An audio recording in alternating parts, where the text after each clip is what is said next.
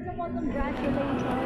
Kamusta yung experience mo dito sa Memory Sports Championship? And how does it feel as a national champion? Ano masasabi mo? I'm very happy kasi yung order ko is the same.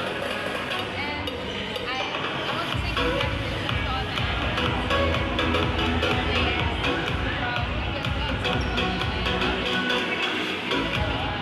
Asan ka bang part ng competition dito? Nahirapan ka na na-challenge ka?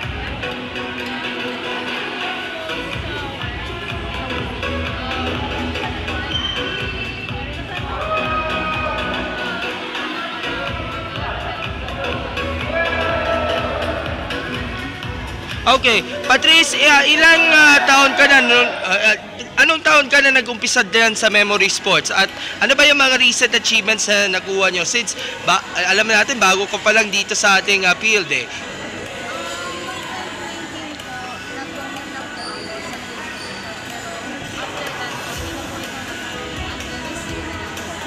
So this is your first time sa juniors division, no?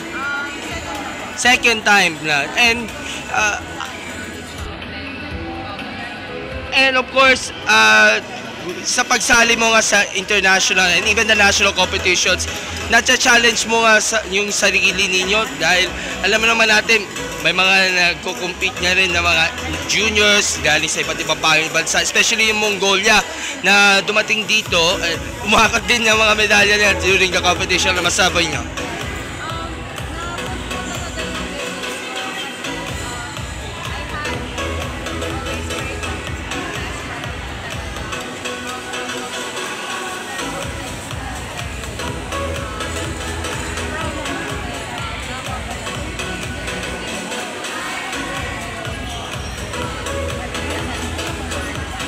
Ano ba yung mga adjustments o nahirapan ka ba dito sa inyong ginagawa? Paano ka nag-adjust at paano mo na-sustain nyo yung magandang puntos na during the competition sa lahat ng categories na sinalihan mo sa juniors?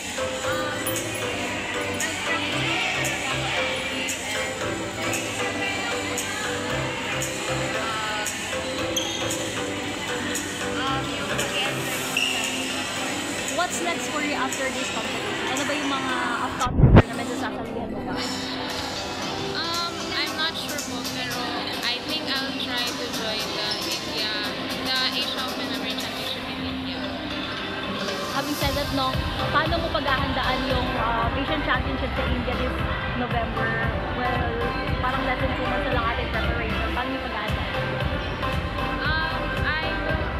Again, siguro po mag-practice po ako everyday and like i-increase ko po yung mga best ko.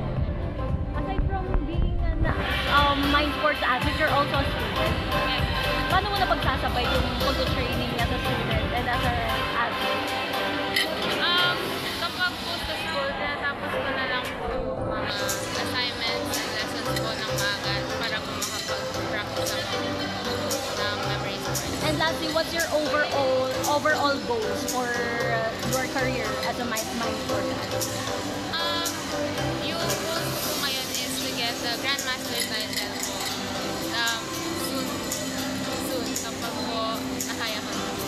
Last question po my end, paano natin masusustain palalo yung growth ng ating memory sports sa ating bansa? Considering ikaw ay isa sa mga rising stars na dito sa competition. Siguro po to talk to your friends about the sports po, especially sa schools, kasi pwede din po lumaganap yung sports sa mga schools po na sa buong Pilipinas. Okay na po.